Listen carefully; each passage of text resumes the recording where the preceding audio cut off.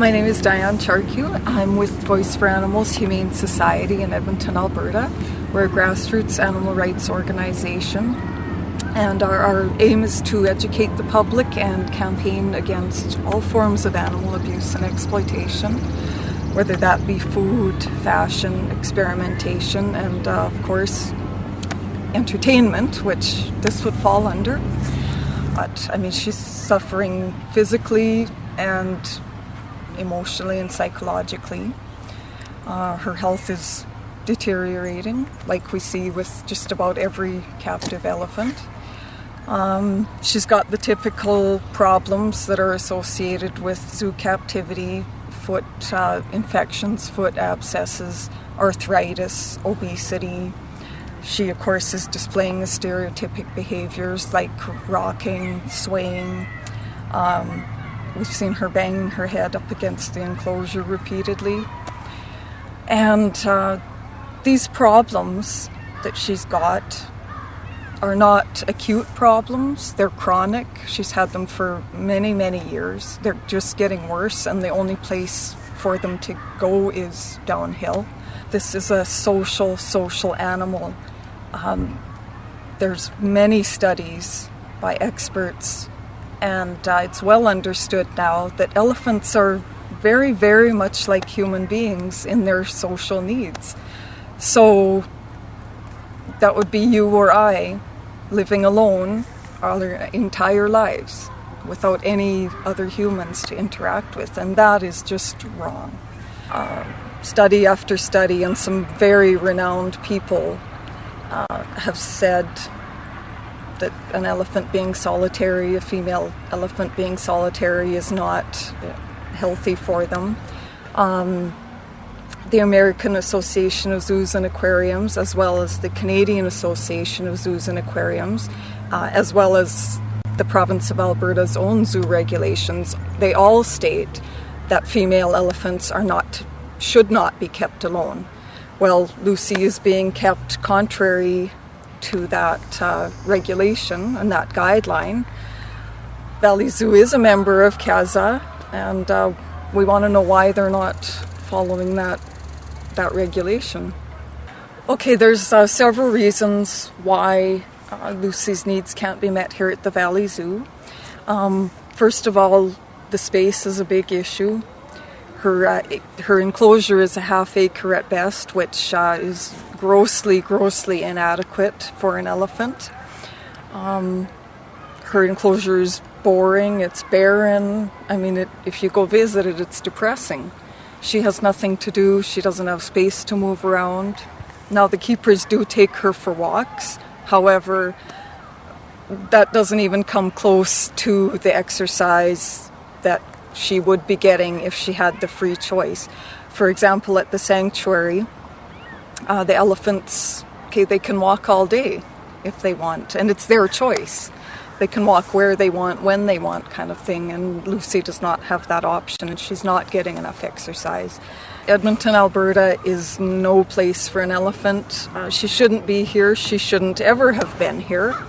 It's absolutely unacceptable, this climate. Because of the weather in the winter, she's forced to spend so much time in her indoor enclosure, which is very, very small. The floor, of course, is hard, and she's standing on that, and just standing. She's got little room to move. That causes, of course, the foot problems and the circulation problems and the obesity, which only makes her health issues worse. So even if they changed her outdoor enclosure or her indoor enclosure to make it bigger, it's still not acceptable. In contrast, were she to live at the elephant sanctuary, the climate in Hohenwald, Tennessee is very, very close to the climate where Lucy would be were she in the wild. So she would be able to spend almost all the time outside where she belongs. Between the fact that she's locked indoors after the zoo is closed and staff go home, between that and all the time that it's too cold for her to be outside, she spends about 75% of her life standing around inside her dismal little barn. We have the most amazing opportunity to have Lucy moved to an incredible sanctuary. It's called the Elephant Sanctuary. It's in Hohenwald, Tennessee. It's not open to the public. It's not there to amuse human beings. It's there to take care of retired zoo and circus elephants. Their needs are first and foremost. Everything is geared for their well-being. They get expert care. They're attended to by human beings 24/7. Humans sleep with them even. They get the best food. They get, the best veterinary care. They have access to miles and miles of rolling hills and trees and water bodies to play in, and most importantly, each other. They've got a family there. That in itself is one of the most important things. And now, don't know if I've said this, but we have a standing invitation for Lucy to go there. It's open. If the zoo were to decide tomorrow, that door is open for her.